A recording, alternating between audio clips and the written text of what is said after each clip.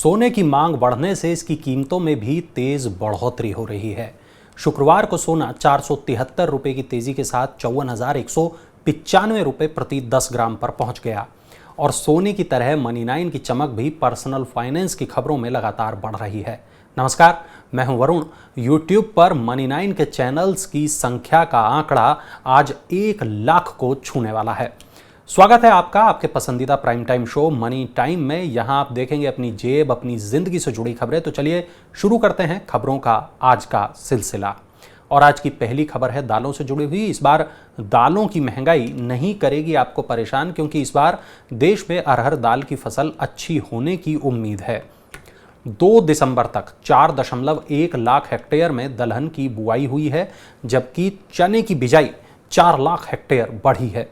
दिसंबर में अरहर दाल का इंपोर्ट भाव भी गिरा है। अरहर का इंपोर्ट भाव 450 से 800 रुपए तक गिरा है। रबी फसलों की कुल बुआई के आंकड़ों पर नजर डालें तो 2021 में 334.46 लाख हेक्टेयर बुआई हुई थी, जबकि 2022 में रबी फसलों की 358.59 लाख हेक्टेयर बुआई हुई है। साल 2021 में दलहन फसलों की बुआई 94.37 लाख हेक्टेयर में हुई थी, जबकि साल 2022 में अब तक 94.26 लाख हेक्टेयर फसलों की बुआई हुई है। रुख अगली खबर का करते हैं। क्या आपके पास LIC की कोई पॉलिसी है? तो ये खबर आपके लिए है। LIC ने अपने पॉलिसी होल्डर्स के लिए व्हाट्सएप सर्विस शुरू की है। व्हाट्सएप के जरिए पॉलिसी होल्डर्स को कंपनी की कुछ इंटरैक्टिव सर्विसेज मुहैया कराई जाएंगी। जिन पॉलिसी होल्डर्स ने LIC पोर्टल पर अपनी पॉलिसी को रजिस्टर कराया है, वो अपने घर पर बैठे बैठे व्हाट्सएप पर विभिन्न सेवाओं का लाभ उठा सकेंगे। LIC व्हाट्सएप सर्विस के जरिए policy holders premium due, policy status, loan eligibility quotation, loan repayment quotation, loan interest due और प्रीमियम पेड सर्टिफिकेट आदि प्राप्त कर सकते हैं। बढ़ते हैं अगली खबर की तरफ। नए साल में नई कार खरीदने वालों को लगेगा भारी झटका। देश की सबसे बड़ी कार कंपनी मारुति सुजुकी की कारें नए साल में महंगी हो जाएंगी। कंपनी ने शुक्रवार को कहा कि वो अगले महीने से अपने विभिन्न मॉडल्स के दामों को बढ़ाने जा रही है। मारुति ने कहा कि महंगाई बढ़ने और हालिया नियामकीय जरूरतों के बीच कंपनी पर लागत दबाव बढ़ा है। कंपनी ने लागत कम करने के लिए अधिकतम प्रयास किए हैं और आंशिक रूप से इस बढ़ोतरी को रोकने की कोशिश की है, लेकिन अब कीमतों को बढ़ाना जरूरी हो गया है। कंपनी की जनवरी 2023 से अपने वाहनों की कीमतें बढ़ाने की योजना है और ये योजना सभी मॉडलों पर अलग अलग लागू होगी। हालांकि कंपनी ने यह नहीं बताया कि कीमतों में कितनी बढ़ोतरी वो करने जा रही है।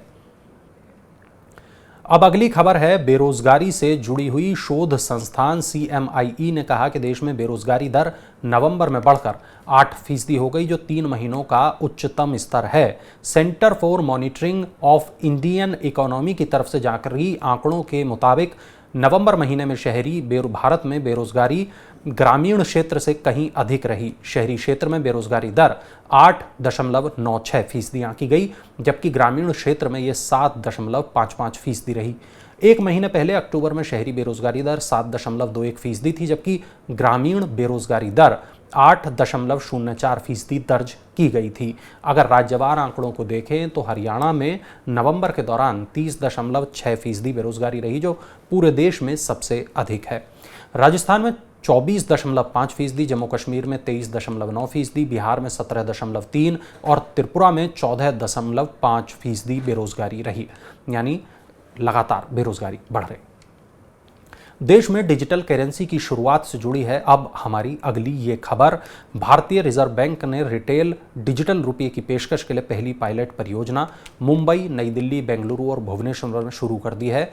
रिटेल डिजिटल रुपया परियोजना एक सीमित उपयोगकर्ता समूह के बीच शुरू हुई है, जिसमें 4 बैंकों भारतीय state bank, ICICI bank, yes bank और IDFC फर्स्ट बैंक के साथ ग्राहक और व्यापारी लेन देन कर सकेंगे।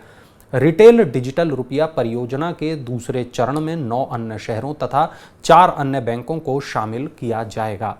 डिजिटल रुपया एक डिजिटल टोकन है जो कानूनी रूप से वैध है और भौतिक नकदी की सभी विशेषताएं इसमें शामिल हैं।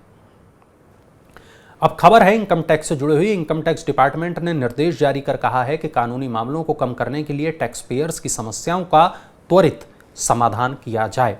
इनकम टैक्स डिपार्टमेंट ने पेंडिंग रिफंड के बदले बकाया टैक्स को एडजस्टमेंट से जुड़ी शिकायतों का निपटान त्वरित करने के लिए निर्देश जारी किए हैं। टैक्स डिपार्टमेंट ने अपने टॉप ऑफिसर से कहा है कि बकाया टैक्स डिमांड के बदले टैक्स रिफंड में गलत एडजस्टमेंट की कई शिकायतें सामने आई हैं और इन शिकायतों को त्वरित निपटाने के लिए निर्देश दिए गए हैं। टैक्स पेयर्स को अब उनका रिफंड त्वरित गति से मिल पाएगा। चलिए अब चलते हैं अगली खबर पर, जो है आगामी बजट से जुड़ी हुई। सरकार आम बजट में इंसॉल्वेंसी और बैंक्रप्सी कोड में बदलाव कर सकती है। इसमें डोमेस्टिक इंसॉल्वेंसी व्यवस्था को बेहतर बनाने के साथ क्रॉस बॉर्डर इंसॉल्वेंसी व्यवस्था बनाने का प्रस्ताव होगा। संकटग्रस्त कंपनियों को तुरंत समाधान प्रदान करने के लिए सरकार इंसॉल्वेंसी और बैंक्रप्सी कोड में बदलाव कर सकती है। इसके साथ ही सरकार बैंक्रप्सी प्रोसीडिंग्स की कमियों को भी दूर करना चाहती है। कॉर्पोरेट अफेयर्स मिनिस्ट्री ने आईबीसी में बदलाव के लिए सभी भागीदारों से विचार विमर्श कर नया बिल तैयार किया है। यह नया बिल संसद के बजट सत्र में पेश किया जा सकता है। छटनी का दौर अभी थमा नहीं है। एक और ग्लोबल फिनटेक कंपनी ने बड़े स्तर पर कर्मचारियों को नौकरी से हटाने की घोषणा की है। Global fintech company Fidelity national information services ने भारत में अपने कर्मचारियों को नौकरी से हटाना शुरू कर दिया है। कंपनी ने 400 से ज़्यादा कर्मचारियों को पिंक स्लिप थमा दी है। कंपनी ने ये छटनी तब शुरू की है जब पिछले साल ही उसने भारत में 10,000 लोगों की नई भर्ती करने की घोषणा की थी। कंपनी ने कहा कि वो भारत में अपने बिजनेस को रीस्ट्रक्चर कर रही है और इसी के चलते कर्मचारियों की छटनी की जा रही है। कंपनी का मुख्यालय पुणे में है और यहाँ करीब 3,000 कर्मचारी काम करते हैं। नजर डालते हैं अगली खबर पर। अगर आपका खाता इंडिया पोस्ट पेमेंट बैंक में है तो ये खबर आपके लिए बहुत जरूरी है। इंडिया पोस्ट पेमेंट बैंक ने अपने ग्राहकों को साइबर धोखाधड़ी से सावधान किया है। बैंक ने कहा कि साइबर ठग ग्रामीणों, आदिवासियों, कम पढ़े लिखे लोगों को सरकारी योजनाओं के तहत धनराशि मिलने का प्रलोभन देते हैं और खाता धारकों से अहम दस्तावेज ले लेते हैं। ग्राहकों के खाते में मौजूद पैसों को, राशि को निकाल लेते हैं। छोटी बचत योजनाओं समेत केंद्र और राज्य सरकार की 1,000 से ज़्यादा कल्याणकारी योजनाओं के लिए खाते इंडिया पोस्ट पेमेंट बैंक में खोले जाते हैं। इसमें सुकन्या, पीपीएफ, पीएम किसान सम्मान निधि, फसल बीमा योजना समेत कई तरह की योजनाओं का पैसा सीधे लाभार्थियों के खाते में पहुंचता है। इन खाता धारकों पर साइबर ठगी का खतरा बढ़ गया है। चलिए अब हम आ गए हैं आज की आखिरी खबर पर। शेयर बाजार में 8 दिन की तेजी पर आज विराम लग गया है।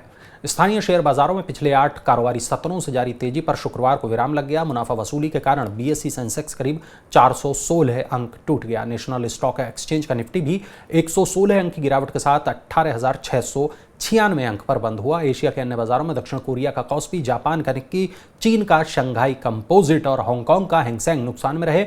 यूरोप के प्रमुख बाजारों में शुरुआती कारोबार में गिरावट का रुख था। अमेरिकी शेयर बाजार वॉल स्ट्रीट भी गुरुवार को नुकसान में रहा था।